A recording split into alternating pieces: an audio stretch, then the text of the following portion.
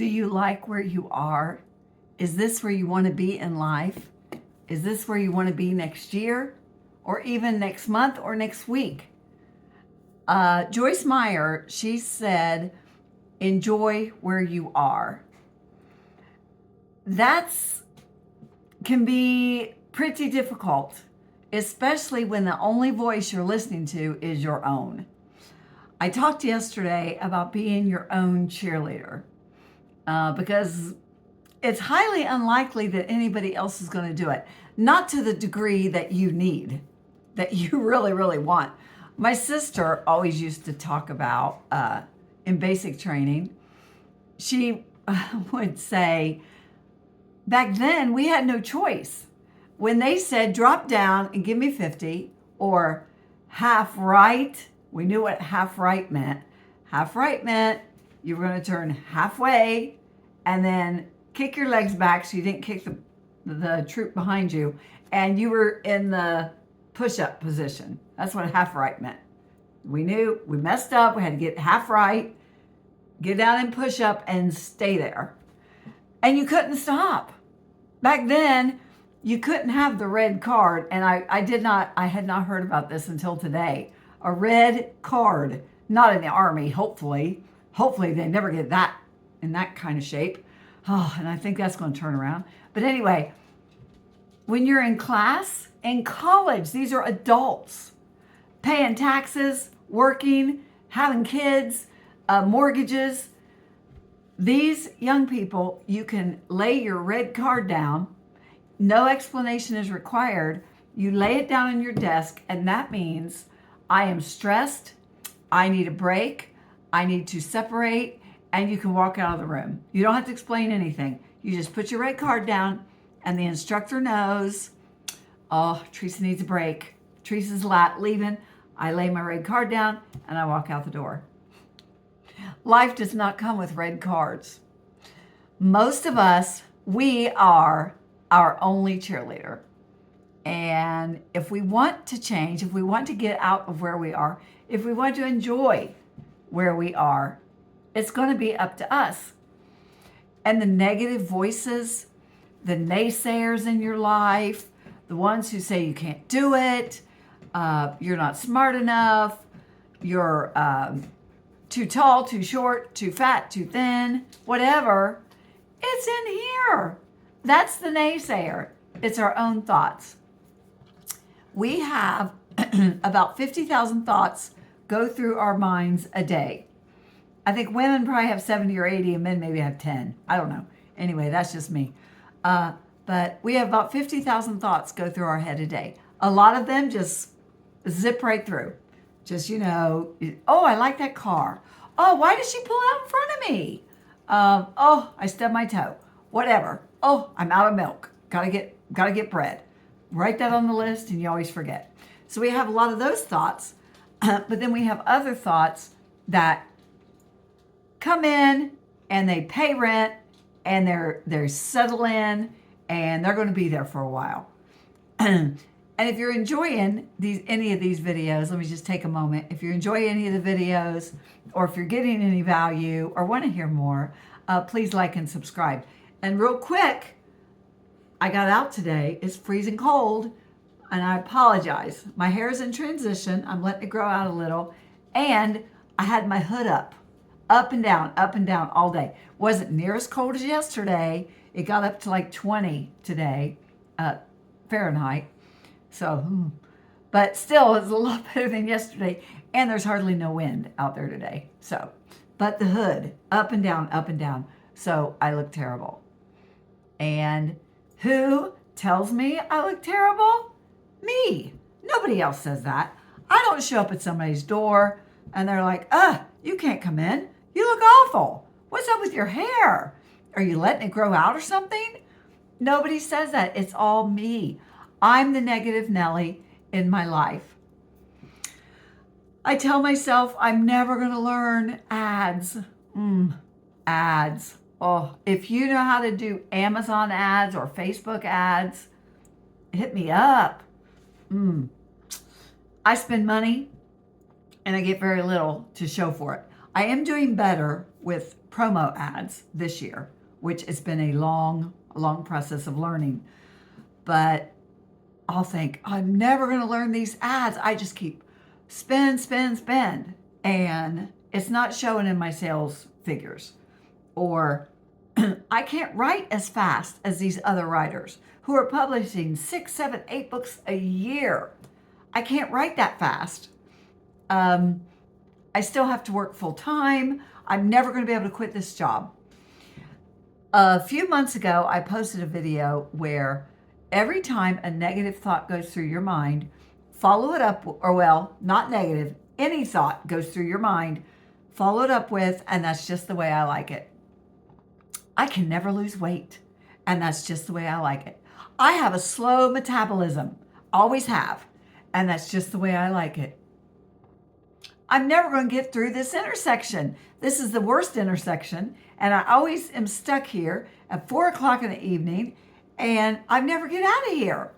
And that's just the way I like it. My kids don't listen to me. My husband doesn't listen to me. Nobody takes me seriously. I cannot save money. I cannot get out of debt. No matter what I do, every time I make a little bit of headway, something else comes along and knocks out all of my progress. And that's just the way I like it. Can you see how that sounds? When we say that to ourselves about everything, and that's just the way I like it, we can start realizing just how negative our own talk can be, how we talk to ourselves, and we keep ourselves down. We keep ourselves in this rut. Of course, I am dealing with grief, and I think I've made some progress, but like I said, I'll have days of progress, and then I'm right back where I was 6 months ago. Have a real weepy day. But I don't want to live my whole life like that. And I know people who do. I know people who get into grief. During our grief share in one of the videos early on, a couple was there at the grief share meetings, and they talked about their daughter who had been murdered, and they were so angry, were really mad, which of course they were mad and angry, and they were just grieving and, you know, talking to everybody about it, and just in this not accepting and in this really hard stage.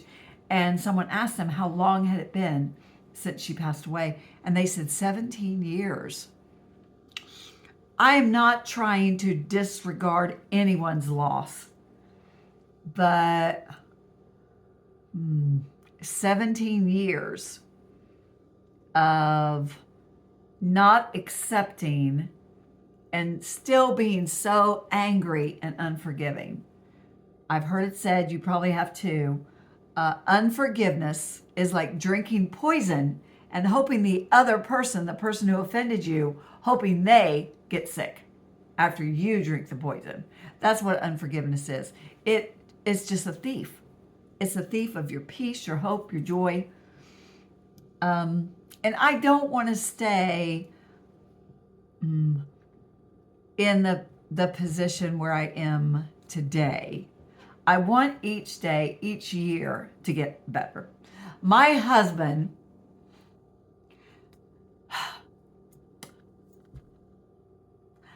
was my biggest fan. My biggest fan. He just thought it was the bomb. Every time we would go to a book signing or to a conference or anything, he always wanted to be there, and he was so proud and just strutted around like a rooster and just so excited, talking about me, pointing me out to other people, just so proud. He was my biggest cheerleader. And he loves me. Well, he loved me. And he would not want me to be just wallowing in grief.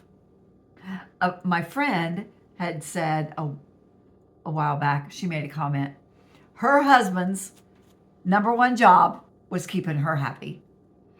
And it wasn't because she's a shrew and he knew if I don't, happy wife, happy life. No, it was not that. That is not what she meant, and that's not what he meant. No, he wants to make her happy. That's his goal. That's his number one goal, is to make her happy. And that was my husband. I just never thought about it the way she did, or the way she said it. But he would want me to be happy. He would want me to keep pursuing, to not stay where I am now. And this last year, and I wish so much, I guess that's not the right way to put it, because he's gone and he's in glory and he's having a time. So I guess this isn't the way to put it, but I wish anyway, whenever I would have a really good month, and the last 12 months have been really good, comparatively to the success I've had in the past, he would be so excited. I would write in my journal in this last 12 months, when I would place an ad or a promotion, and I would put like my page reads, and by the 15th of the month, I had made X amount of dollars. The 30th of the month, this book was ranked at this number, and, I had earned this much. And by a certain month of the year, a certain date, I surpassed, and it was earlier relatively, in the year, I surpassed the amount of money I had made in the entire year, the previous year. Just within, I'm thinking maybe 5 or 6 months of this last year, I earned what I had made the whole year of the previous year. And every year before it, I'd never done this well. And I wished so much that my husband was here, because he would I'm just like so excited, and I would be like squealing and jumping up and down and shouting those numbers out, my page reads, my rankings, the royalties that I had reached that month, and I would just be so excited. Well, there's only the only person to tell it to is the dog. He really doesn't care. His life never changes. Whether mommy's rich or poor, his life is the same. So anyway, my husband would not want me to stay in that where I'm not enjoying those triumphs, the victories, the things that the Lord has given me. And you don't want to stay there either. If you're having a bad relationship with a family member, you want to repair relationships, you want to lose weight, you want to stop smoking, whatever it is we had talked about yesterday in yesterday's video, we're the cheerleader, and we don't want to stay where we are. We just have to figure out what it is that's going to make us move forward, whatever it's going to take. And the biggest part is up here, conquering that negative voice, changing that mindset, just conquering that voice. Stop listening to it. Tell that voice, when you say, I'm never going to write a best-selling book, or I'm never going to finish this book. And there are some, oh my goodness, my last series, there's 10 books. Book number 7. I don't know why. I had so much trouble with that story. And a friend, another writer friend, she read it and she's like, oh, this was so good. And you just did such a good job with this book. And I'm like, oh, it was the hardest. It was so difficult working on that book. But I cannot let that voice in my head. You had so much trouble with that story. You're never going to write another book. It's never going to be as easy as it is for other writers. It just takes you too long. You're too slow. You're never going to write 6 or 8 books a year. I have got to stop listening to this voice, the voices that tell me I cannot measure up. I heard a guy on a podcast yesterday, and he's pretty successful as far as a podcaster. You wouldn't recognize him. I don't even remember his name. I know his face, but I don't remember his name. Anyway, he said people ask him all the time, how did you get so successful? Because we all want a magic bullet. We want it easy. Give me the, the easy route, and I'll do what you did and I'll be successful like you. I just won't have to do everything that you did. He said, publish or post one or a video a day on YouTube for 100 days. And I thought, wow, 100 days straight. Don't miss a day. You're going to learn so much. You're going to get so far. And you're going to stop listening to those voices that say, nobody's listening. You don't have any subscribers. It's not doing you any good. Writing. Write every day. Robert Parker, he said this was the key to his success. 10 pages a day, regardless. Doesn't matter. Christmas, wedding, family reunion, whatever, award ceremony, because I'm sure he had a lot. This was the answer to his success. This was the key. 10. Didn't matter. Whatever that is, stop listening to that voice telling you, I can't write 10 pages a day. I can't lose 20 pounds by summertime. I can't stop smoking. I'll never get out of debt. Stop listening to those voices. Block them out. Realize it's all on you. You can be negative and keep yourself down, keep yourself where you are, or you can move forward, be your biggest cheerleader, and enjoy your life. Whatever your life is right now, you can enjoy it. It's all up to you. It's all up to me. That's my goal for this year. I still miss my husband. I still wish he was here. I wish he could see what is going on with my writing. I wish he knew I was retiring. April is the goal, but might go a little longer. Anyway, he would just be so excited. And I'm happy when he was happy, and he was happy when I'm happy. So anyway, got to be your biggest cheerleader. Don't let yourself get down. Stop listening to those negative voices. Change your mindset, and you will change your future.